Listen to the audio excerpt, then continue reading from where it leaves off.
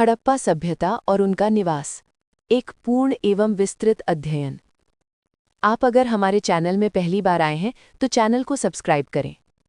प्रस्तावना: मानव सभ्यता का इतिहास तब से शुरू होता है जब मनुष्य ने घुमंतू जीवन छोड़कर एक स्थान पर बसना आरंभ किया। इसी क्रम में विश्व के विभिन्न भागों में महान प्राचीन सभ्यताओं का विकास हुआ। भारत उपमहाद्वीप में विकसित होने वाली सबसे प्राचीन और विकसित सभ्यता हड़प्पा सभ्यता, जिसे सिंधु घाटी सभ्यता भी कहा जाता है, मानव इतिहास की एक अद्भुत उपलब्धि मानी जाती है। ये सभ्यता न केवल अपनी विशाल भौगोलिक सीमा के कारण बल्कि अपनी उन्नत नगर योजना, वैज्ञानिक आवास व्यवस्था और उत्कृष्ट जल निकासी प्रणाली के कारण भी प्रसिद्ध है। हड़प्पा सभ्यता के निवास तंत्र को देखकर ये स्पष्ट होता है कि उस समय के लोग अत्यंत बुद्धिमान, संगठित और भविष्यदर्शी थे। हड़प्पा सभ्यता का परिचय। हड़प्पा सभ्यता का विकास लगभग 3300 ईसा पूर्व प्रारंभ हुआ और इसका परिपक्व रूप 2600 ईसा पूर्व से 1900 ईसा पूर्व के बीच दिखाई देता है। इस सभ्यता का नाम इसके पहले खोजे गए स्थल हड़प्पा के आधार पर रखा गया। वर्ष 1921 में दयाराम साहनी ने हड़प्पा स्थल की खोज की तथा 1922 में आर.डी. बैनर्जी ने मोहनजोदड़ो का उत्खनन किया। इन खोजों ने भारतीय इतिहास की धारणाओं को पूरी तरह बदल दिया। हड़प्पा सभ्यता का विस्तार आधुनिक भारत, पाकिस्तान और अफगानिस्तान के कुछ भागों तक फैला हुआ था। इसका भौगोलिक क्षेत्र लगभग 13 लाख वर्ग किलोमीटर में विस्तृत था, जो इसे समकालीन मिस्र और मेसोपोटामिया सभ्यताओं से भी बड़ा बनाता है। प्रमुख नगर और उनका महत्व।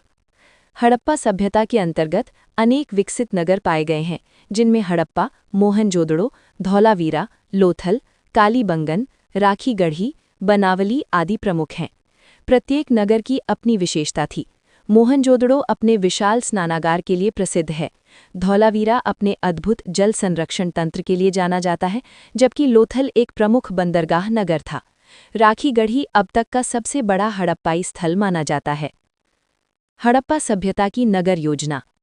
हड़प्पा सभ्यता की सबसे उल्लेखनीय विशेषता उसकी नगर योजना थी।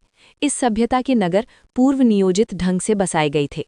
नगरों का निर्माण ग्रिड प्रणाली पर किया गया था, जिसमें सड़कें उत्तर दक्षिण और पूर्व पश्चिम दिशा में सीधी रेखाओं में बनी होती थीं और एक दूसरे को समकोण पर काटती थीं।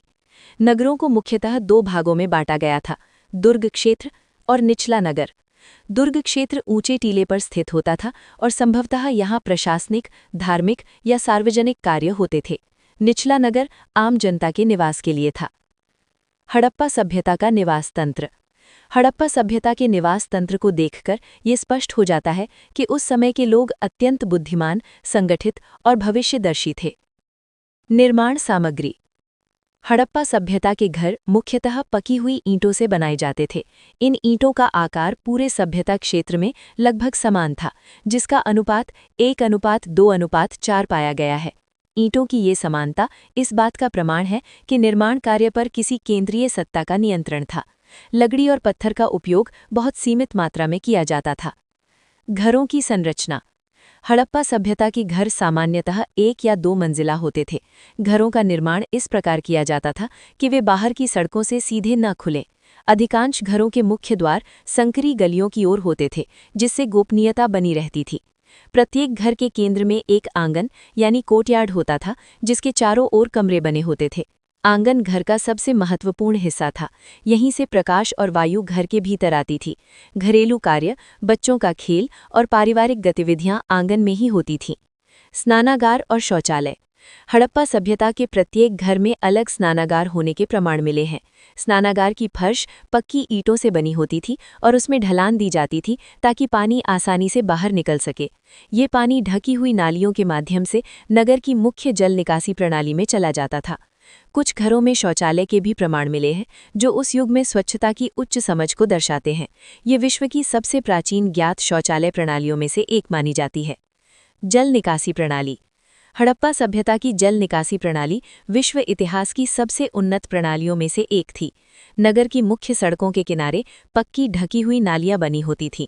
प्रत्येक घर की नाली इन मुख्य नालियों से जुड़ी होती थी। नालियों में समय समय पर सफाई के लिए मैनहोल बनाए गए थे। इससे स्पष्ट होता है कि हड़प्पावासी न केवल नालियां बनाते थे, बल्कि इनकी नियमित सफाई की व्यवस्था भी करते थे। कुएं और जल आपूर्ति। हड़प्पा सभ्यता में जल आपूर्ति की व्यवस्था अत्यंत उत्कृष्ट थी।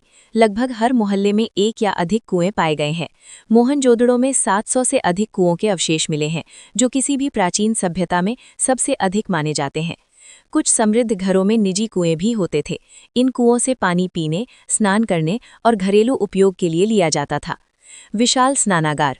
मोहनजोदड़ो में स्थित विशाल स्नानागार हड़प्पा सभ्यता की सबसे प्रसिद्ध संरचनाओं में से एक है। ये एक आयताकार जलकुंड था जिसकी दीवारें जलरोधी ईंटों से बनी थी। इसमें उतरने के लिए सीढ़ियां बनी थीं और पानी की निकासी की उचित व्यवस्था थी। इतिहासकारों का मानना है कि ये स्नानागार धार्मिक या सामाजिक अनुष्ठानों के लिए प्रयोग किया जाता था। अन्नागार और सार्वजनिक भवन। हड़प्पा और मोहनजोदड़ो में विशाल अन्नागार पाए गए हैं। इनका उपयोग अनाज के संग्रह के लिए किया जाता था। इससे ये संकेत मिलता है कि हड़प्पा सभ्यता में कृषि और खाद्य वितरण पर संगठित नियंत्रण था। इसके अतिरिक्त सभा भवन, कार्यशालाएं और गोदाम भी पाए गए हैं, जो नगर के सुव्यवस्थित प्रशासन को दर्शाते हैं। सामाजिक जीवन और आवास। हड़प्पा सभ्यता के घरों को देखकर सामाजिक समानता का आभास होता है। यद्यपि कुछ घर बड़े और कुछ छोटे थे, परंतु राजमहलों या अत्यधिक भव्य भवनों के प्रमाण नहीं मिले हैं। इससे लगता है कि समाज में अत्यधिक वर्गभेद नहीं था। हड़प्पा सभ्यता का पतन। हड़प्पा सभ्यता के पतन के कारणों पर विद्वानों में मतभेद है। कुछ प्रमुख कारण निम्नलिखित माने जाते हैं।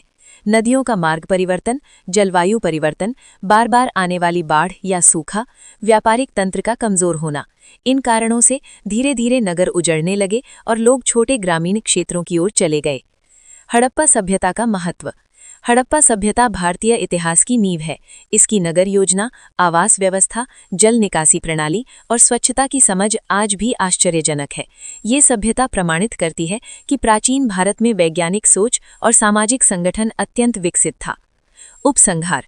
निष्कर्ष रूप में कहा जा सकता है कि हड़प्पा सभ्यता केवल ईंटों और खंडहरों की कहानी नहीं है, बल्कि ये एक ऐसे समाज की कहानी है जिसने हजारों वर्ष पहले आधुनिक जीवन के मूल सिद्धांतों, स्वच्छता, योजना, समानता और संगठन को अपनाया। हड़प्पा सभ्यता और उनका निवास तंत्र आज भी मानव सभ्यता के लिए प्रेरणा का स्रोत है।